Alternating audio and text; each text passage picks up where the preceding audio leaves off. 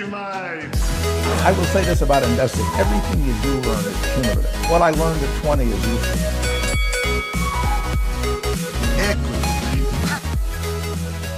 Welcome to another episode of Equity Mates, a podcast where we break down the world of investing from beginning to dividend so that you can hopefully make some returns. My name is Bryce, and as always, I'm joined by my equity buddy, Ren. How are you going, bro?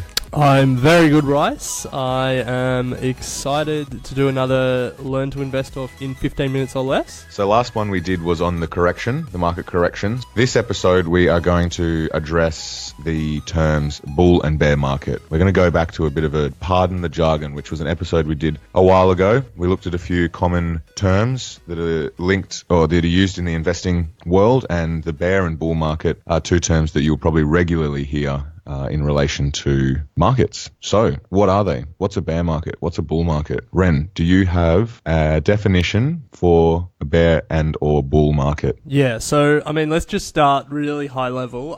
You'll hear people use the terms bull and bear market a lot in investing, and no, it's not the market for livestock futures.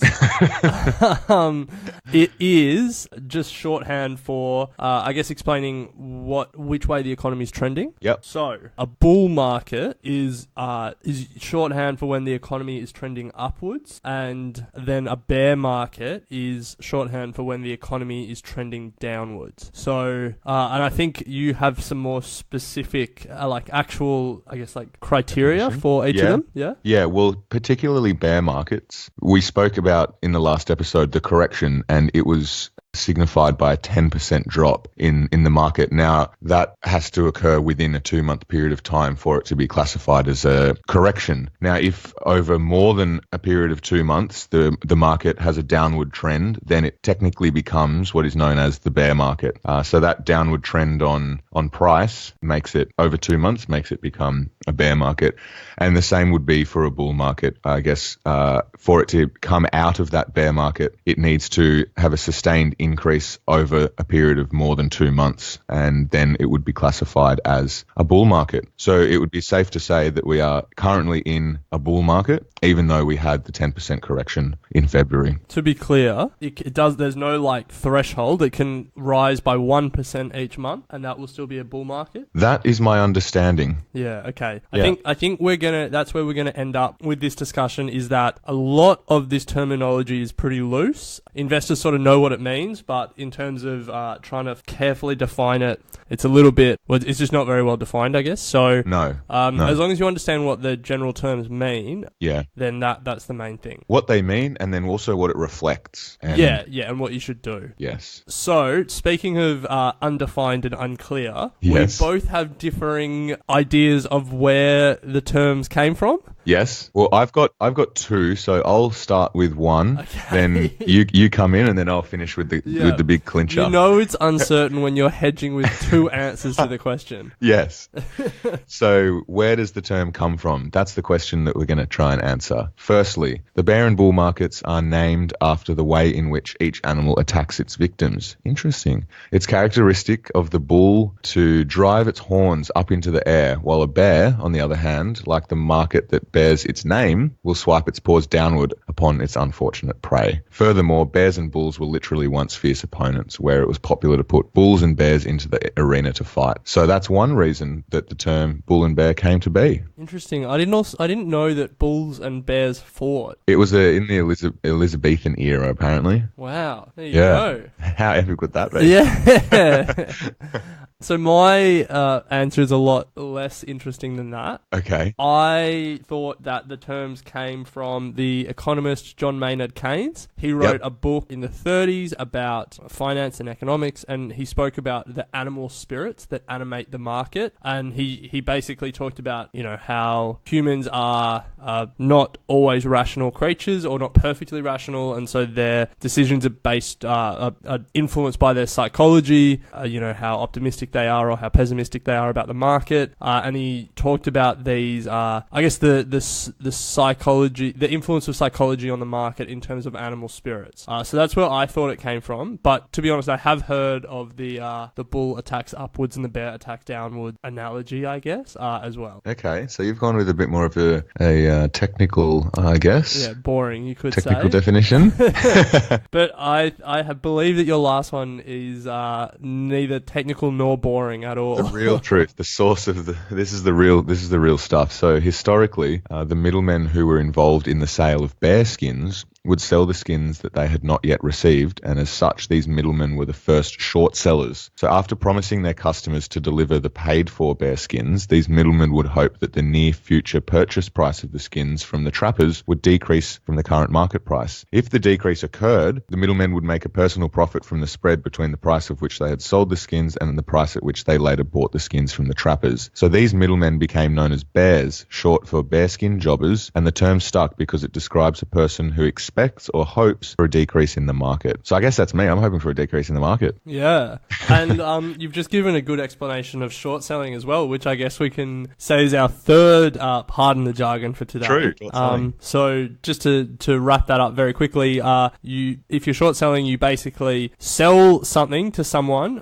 So I sell a pen to you, but I don't actually own the pen yet, and I'm betting that the price of pens goes down. So I've already got the money from you, and then, a month later, I have to deliver the pen, so then I go and buy the pen a month later. If the price of the pen has gone down, whatever the difference is, I've made that as a profit. If the price of the pen goes up, then I still have to buy the pen and give it to you, and whatever the price of the pen, however much it went up, is my loss. Yeah, so it's quite an advanced trading technique, I would suggest, but definitely worth reading a bit further into, especially when you're looking at things like corrections and bear markets. Yeah, but I wouldn't recommend trying to short sell bear skins because I think their usefulness is pretty long gone. Yeah.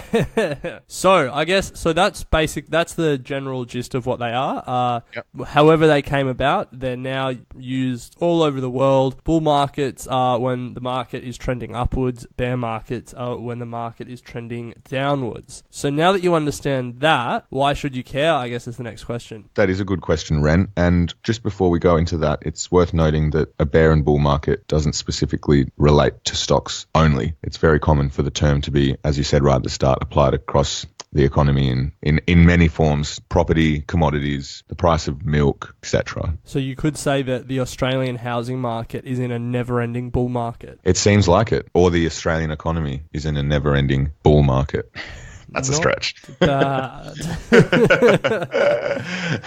All right, Ren. So yeah, what does it mean, and what do we do about it? So we're in a bull market at the moment. What do we do? So I guess the main thing to understand is that like everything in life, the market moves in cycles. So you will have a bull market, and then you'll have a top of the bull market, and then you'll have a bear market, and then you'll have a bottom, and then you'll have a bull market, and it will continue to move in that cycle. And the reason that it moves in that cycle is because people aren't perfectly rational. So when prices are going up, they continue to bid them up above what is, intrinsic or fair value, and then people realize that they've bid it up too high, and so they overcorrect the other way, and that is just the natural cycle of the market. So whether you're in, and you might disagree with this, but whether you're in a bull or a bear market, I think the most important thing is to constantly keep putting money into the market, because over the long term, regardless of when you get in the market, what stage of the cycle you get in, the earlier you get in, the better. So I think that should be rule number one, that, you make money from time in the market, not timing the market. And so wherever you are in the cycle, you should keep that in the back of your mind. That being said, though, I think rule number two is, as the bull market gets more and more mature, so we're in, year 10 of this bull market since the 2008 GFC,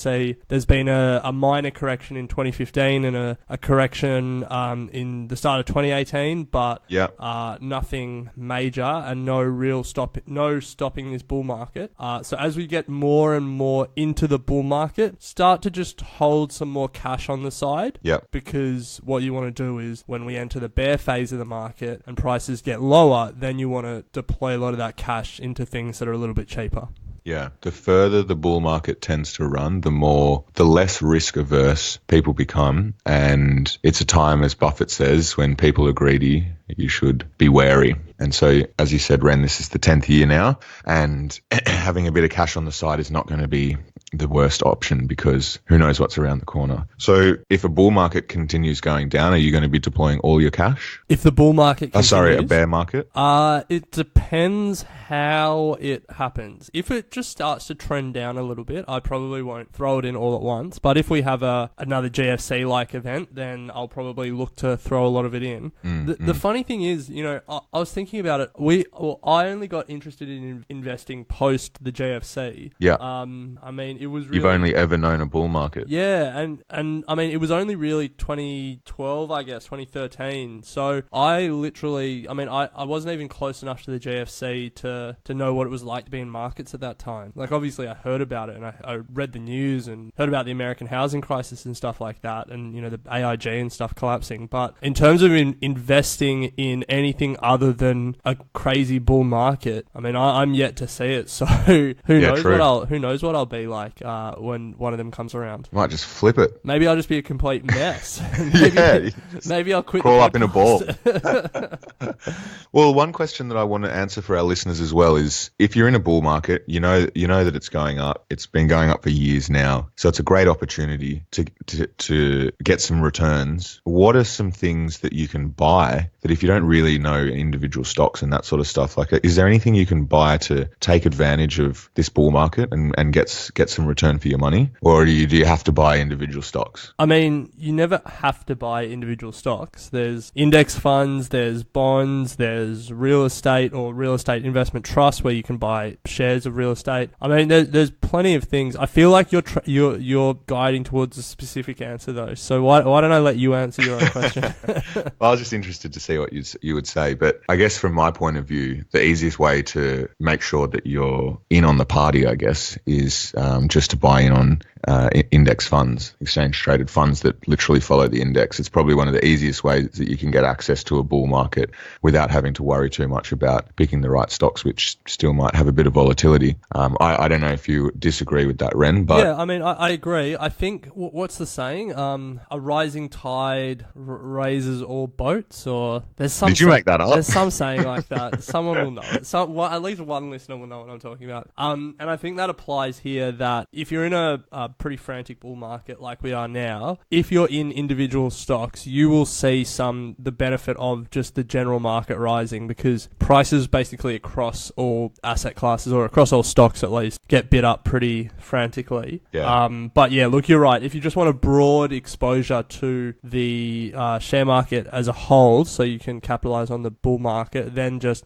run-of-the-mill low-cost index fund is a good way to go. But yeah, as I said, I think the more mature the bull market, the more cash you should be leaving to the side. So, maybe rather than being, putting every paycheck, you might take a certain portion rather than investing all 100% of that portion in the market. Maybe you only invest 75% of that portion and you keep the other 25% just in case. That's probably the top level of a bear and bull market.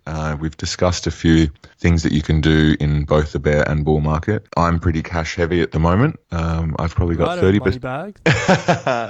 Not a lot of cash. I've just percentage-wise, I reckon I'm 30% in the market at the moment. Wow. Well, I'm not that radical, but I'm the same. I'm probably like 30% cash, but it's more that whatever I'm getting paid now, I'm holding more and more of that out. I'm still transferring it to my trading account, so I can't spend it. Yeah, nice. Good strategy. It's sitting in cash. So that's something that, we don't give advice on this show because we're learning, and we've never lived through a bear market, but that wouldn't be the worst strategy, I think, if you wanted to just minimize your risk. Yeah. Interestingly, you have it sitting in your trading account and not in an interest account. Yeah, it's too easy to take it out of my interest account. It's just like, it's all in the same Commonwealth Bank app, so you can just transfer it out. Interesting. Yeah, fair enough. I need to get a better, infrastructure going there, I guess, but it's never a big enough concern for me. Like, I never have enough money in my interest account to really really benefit from it because generally if I've got money in there, I want to put it in the market rather than just leaving it in an interest earning account. But yeah, hopefully everyone can learn from my mistakes. Did you buy anything in the latest correction? No. I actually basically just worked through it. I checked the markets at work, but it happened on a Monday and then again on a Thursday. And you mean you actually worked through it? Yeah. Like I was actually busy with my day job and I didn't really get to enjoy it. What about you? Did you buy anything? I didn't buy anything. It was a good learning for me because 2015 correction kind of came and went and I almost didn't really realize it was there. It happened. And then this one came and saw it happening, but then I was more focused on protecting my portfolio than actually taking advantage of buying the dip. And it would have been such a good thing to do because there's so many stocks that are on my watch list that if you look at their charts had a serious dip and they're now back up to even higher than they were before the correction came. So it was a great buying opportunity, but I wish I had been more, conscious about, I wish I had a strategy in mind on how to deploy my cash, but that's the learning for next time. Yeah, well, there will always be a next time. And speaking of being conscious and having a strategy, we may have gone over our 15-minute strategy. So we will say thanks for listening, everyone, and we'll catch you in a couple of days. Equity Mates and the people appearing in this program may have positions in the companies mentioned. This is general advice only. Please speak to a financial professional to understand how it may pertain to your individual situation.